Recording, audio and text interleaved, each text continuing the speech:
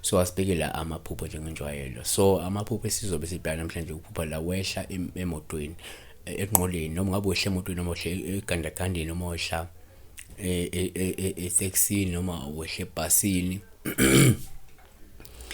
Kuyenzeka uphuphela leli iphuphela liphushwa umunye wabantu abengifonele ebuza ngokuphupha wehla enqoleni yemoto noma enqoleni yeveni noma ke wehla nje kuyisithuthi.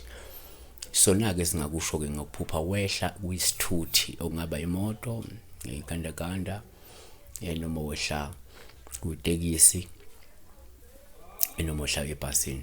Ukwehla kungasho nako okokuqala uma ngenzeka uphuphe imoto sikuthathe njengophawu uma wehla ngoba lolu lusho ukuthi ngenzeka uzothatha isinqumo sokuphuma ebudlelwaneni noma uzohlukana nomuntu ngenxa yokungahambisani nomqondo wakhe, uyabona? 2 kuyenzeka futhi uma uphupha la imoto kube uphawu sithathe njengolubi uma wehla olungabe lichaze ukuthi ngenzeka uzoshiya isikhundla sakho noma umklamo wakho ngoba kunemigomo nemibandela ongahambisani nayo, yabona? Kuyenzeka futhi uma uphupha la imoto kube uphawu esithathe njengolubi uma wehla ngoba lungakhomba ukuphonsa ithawula kumuntu noma likhombe ukuphonsa ithawula entweni ebalekile, yabona? Azivale ngokuthi ke njengoba imoto iphinde ibe ikoloyika Eliya ibe ikoloyika Eliya esuke itsamaya ibheke ezulwini.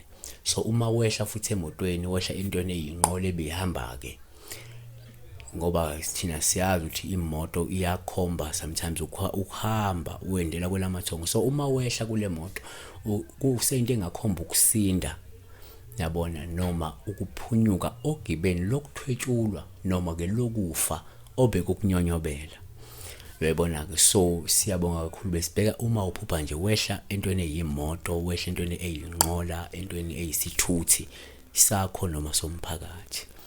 Siyabonga kakhulu. I hope kuyayenza ke senze kakhulu, kodwa ke siyacela ukuthi abantu abayeke ukucabanga ukuthi uma ukhuluma ngolwazi ukhuluma ngalo ngoba ulicaphune ndawana ethize ngoba beke balibona lolwazi komunye umuntu. It's a universal information lesikhuluma ngayo. Ma umuntu olandela izinto uzolithola ulwazi lolu ukuthi uma wehle ungaphinde ungahamba ubuze umuntu who have never watched the channel afika ke uma wehle emoto lathi hayi uma wehle emotweni mhlawumbe kukhona la uzophatha khona ithawula, hayi mhlawumbe wena uzokhona umuntu uzomlehla uzophuma kuye ebudlelwaneni mhlawumbe, uyabona? Because it's a universal information, yabona? Ayifihliwe, akusi information yomuntu othile, yabona? Siyabonga kuBhibheli.